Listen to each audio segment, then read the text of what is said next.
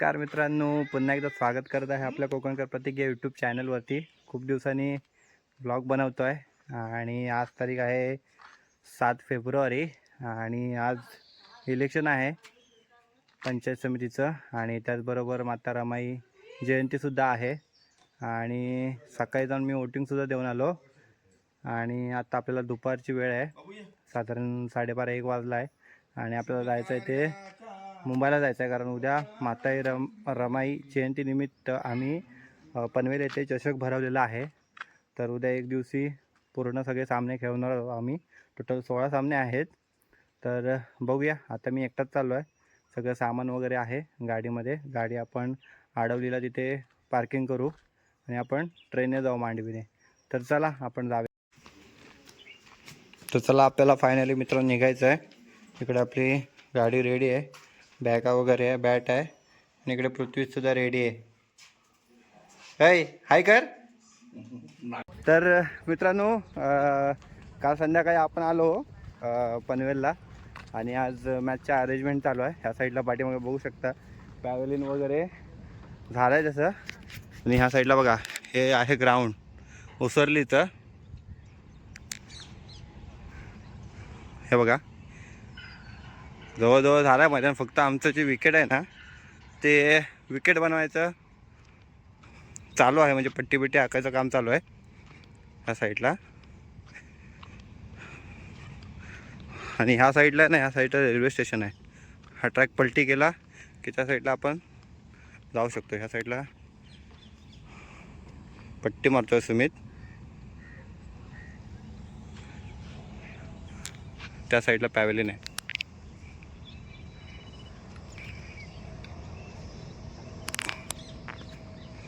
तर सामना आत्ताच्या वाजले आहेत 8:45, सामना 9, 9:30 पर्यंत चालू होईल। तर पाहूया, तिकडे जरासा अजून जाईल थोडासा, 20 मिनटं जातील तिकडे आणि इकडचं जवळजवळ आपलं झालंच आहे या साईडला। तर चला मित्रांनो आपण तिकडे जाऊ। त्या साईडला ट्रॉफी वगैरे आणलेले आहेत, काल रात्री लेटपर्यंत आम्ही ट्रॉफीवरती स्टिकर वगैरे लावत होतो आणि आता आम्ही चाललो आहे तिकडे। वरचा बॅनर लावून घेत आहेत त्या साईडला, तर व्यवस्थित दिसायला पाहिजे, मंडळाचं नाव वगैरे, टीमचं नाव ते मी दाखवतो तुम्हाला। ह्या साईडला बघू शकता, साईडला सगळे आहेत, वाडीतली पोरं आहेत।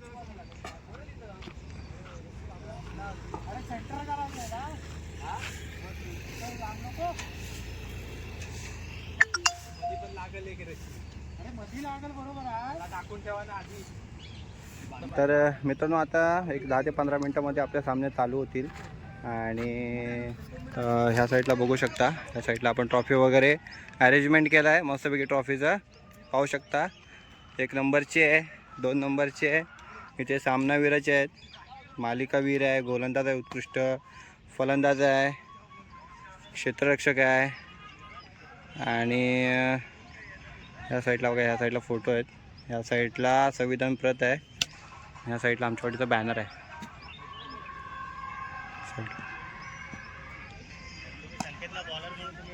इकडे एक टीम आली आहे, अजून एक रिंगणे टीम आहे, ती यायची बाकी आहे। ती आली की आम्ही लगेच सामन्याला चालू करणार आहोत। ह्या साईडला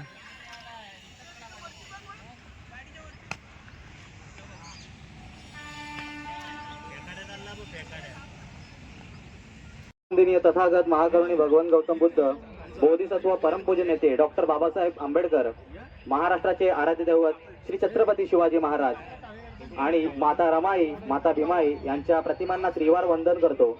आणि आज दिनांक 8 फेब्रुवारी 2026 या दिनी रत्नागिरी जिल्हा क्रिकेट असोसिएशनच्या अंतर्गत मौजे वनगोळे बौद्धजन विकास मंडळ, मुंबई ग्रामीण रजिस्टर आणि पंचशील क्रिकेट संघ वनगोळे आयोजित भव्य ओव्हरऑल क्रिकेट स्पर्धा माता रमाई आंबेडकर चषक 2026 वर्ष 3 या ठिकाणी आपण आयोजित केले आहे।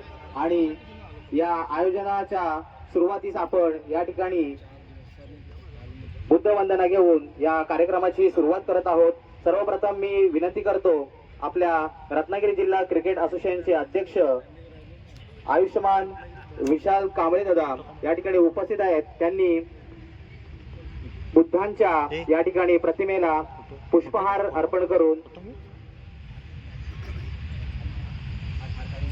त्यांना वंदना करायची आहे.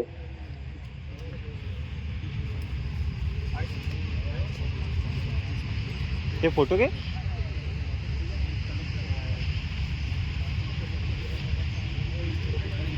पुष्पहार अर्पण करायचं आहे. सर्वांनी टाळ्या वाजवायच्या प्लीज.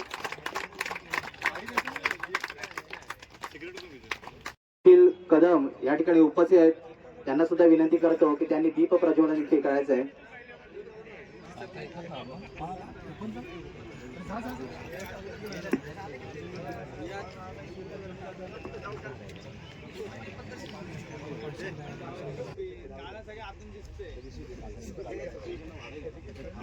तसेच आमच्या वेळोवेळी सहकार्य करणारे आमचे सहकारी आणि विजेता कोंडे संघाचे नमामि धम्मं नमामि संघं नमामि नमो तस्स भगवतो अरहतो सम्मा संबुद्धस्स नमो तस्स भगवतो अरहतो सम्मा संबुद्ध.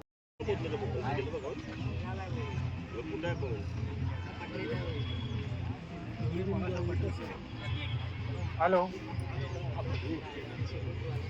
मैदानाच्या उद्घाटनासाठी सर्व उद्घाटन झालं की इकडे जरा सांगा, राष्ट्रगीत चालू करतो. मग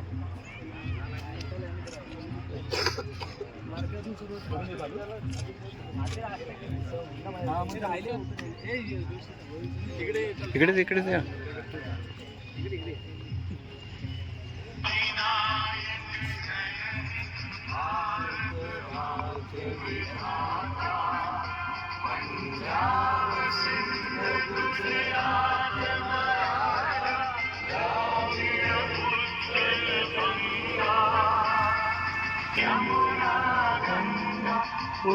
चल जलधि तरंगा शुभ आशीष मागे भाए तव.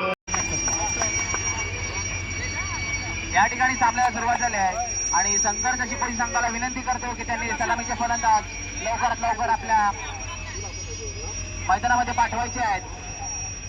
संघर्ष शिपाई संघ प्लीज फलंदाज पाठवा लवकरात लवकर. मंडळाला सहकार्य करा.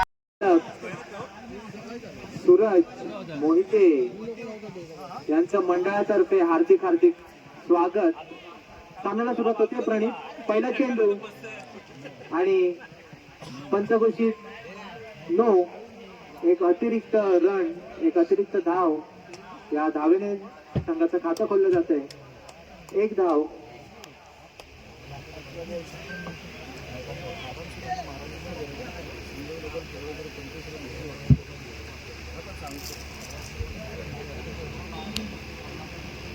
पुन्हा एकदा प्रणित आपल्या बॉलिंग मार्कवरती.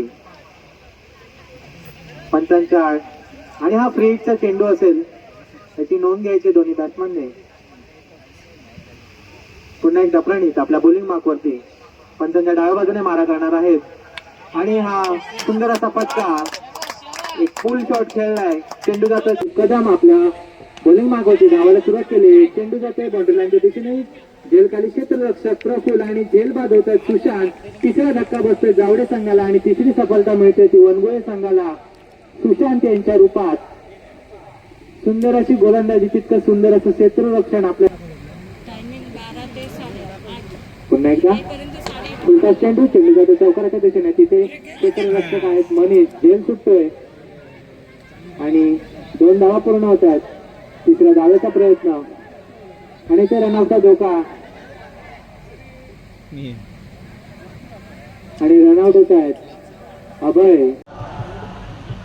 तरी पंचशील वनगोळे संघाने क्षेत्ररक्षणचा निर्णय घेऊन जावडे संघाला फलंदाजीसाठी पाचारण केलं होतं आणि जावडे संघाने प्रथम फलंदाजी करत 16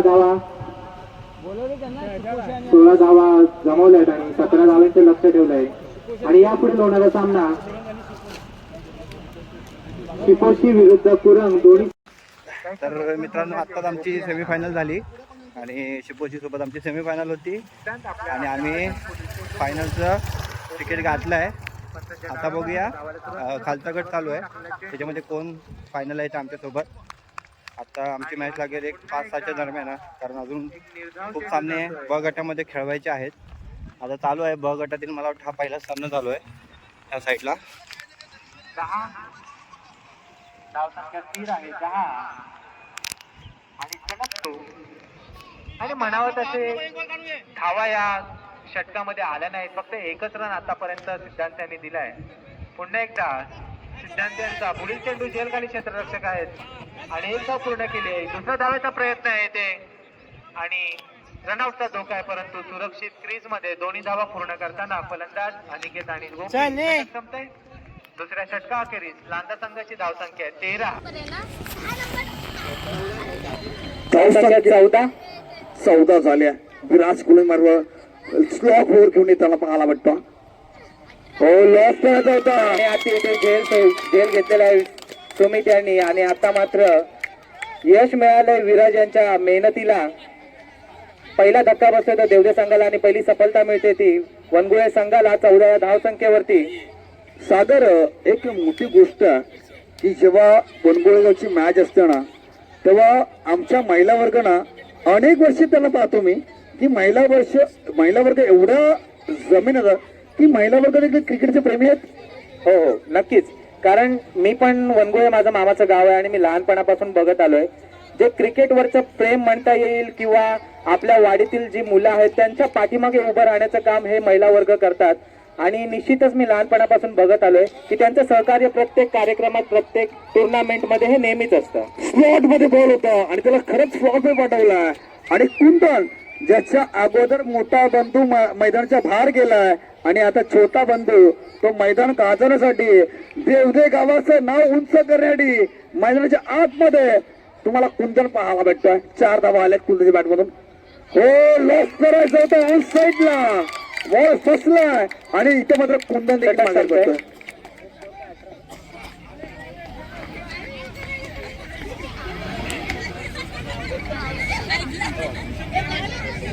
धावसंख्या 18 2 बाद 18. तर जोपर्यंत फायनलच्या शेवटचा बॉल पडत नाही तोपर्यंत हे प्रेक्षक बघा अक्षरशः इथे मात्र त्यांच्या हाताला पाणी सुटलंय पायाला पाणी सुटलंय.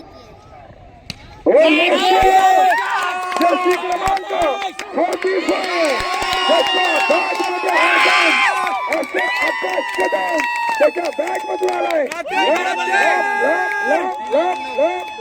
षटकार.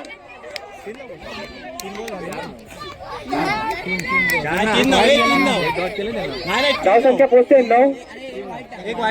अजून या षटकातील 3 चेंडू. जेव्हा वनगुळेगाव जिंकतो ना तेव्हा 11 धाव झालं आणि तेव्हा महिला अक्षरशः धिंगाणे घालतात. एक अगदी गरजेचं आहे. कुणाच्या वाईफ सोबत आल्या आहेत कुणाच्या बहिणी सोबत आल्यात कुणाच्या आई सोबत आली आहे आणि प्रेम त्यांना दाखवायचा. हो आडव्या बॅटने अक्रॉस लाईन धावसंख्या धावफलकावर पोचली आहे. 11 झाले आहे. येणारे 6 बॉल आणि 6 बॉल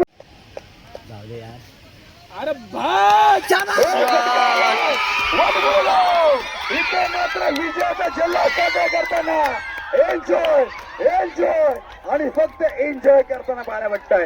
ह्या गावासाठी लढल्या वनगुळे गावासाठी. आकाश असून दे विराज असून दे प्रफुल असून दे प्रत्येक असून दे गावासाठी लढले. धन्यवाद खूप.